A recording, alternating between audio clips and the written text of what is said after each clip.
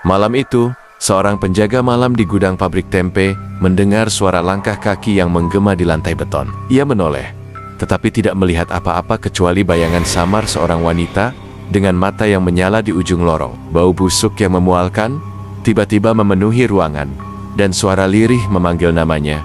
"Rian, kamu ingat aku?"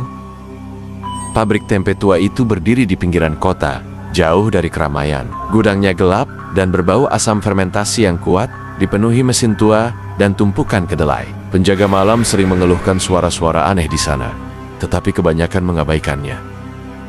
Rian, kepala penjaga malam, merasa aneh belakangan ini. Sejak seminggu terakhir, ia sering mendengar suara langkah kaki, bisikan, dan suara lirih menangis. Para penjaga lain yang juga terlibat dalam masa lalu kelamnya mulai merasakan hal yang sama. Namun, mereka berusaha menenangkan diri dengan mengatakan bahwa itu hanya imajinasi belaka.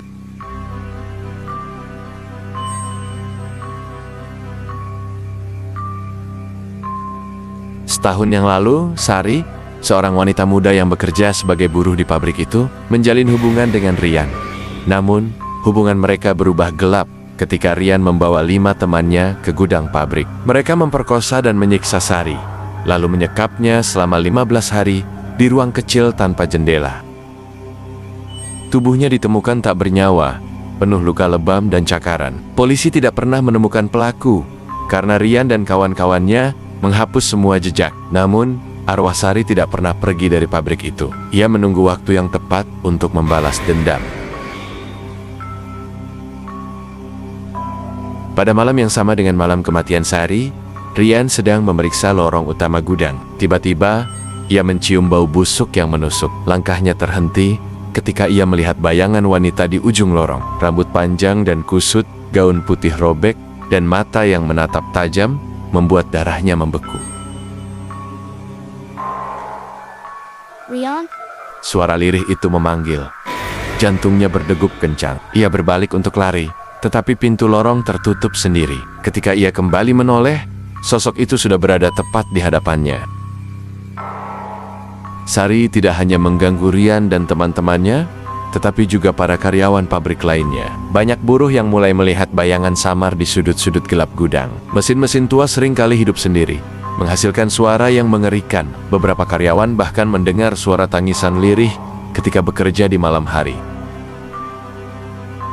Suatu hari, seorang buruh wanita bernama Lina tiba-tiba kesurupan di tengah shift malam. Tubuhnya menggigil dan matanya membelalak dengan tatapan kosong. Dengan suara serak yang terdengar bukan miliknya, ia mulai berbicara. "Aku adalah Sari. Aku diperlakukan seperti binatang di tempat ini. Mereka menyiksaku, dia mengkhianatiku, dan meninggalkanku mati sendirian. Aku tidak akan pergi sampai semua kebenaran terungkap."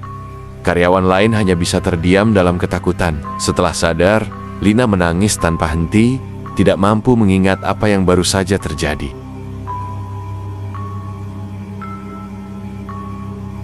Satu persatu, teman-teman Rian mulai mengalami kejadian tragis. Andi, salah satu penjaga malam, ditemukan mati tercekik di ruang penyimpanan. Polisi mengatakan itu kecelakaan, tetapi para penjaga tahu ada sesuatu yang tidak beres.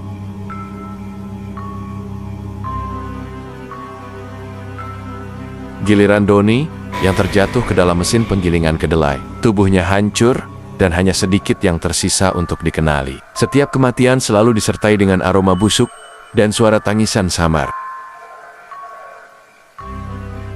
Rian tahu ia harus menghadapi Sari.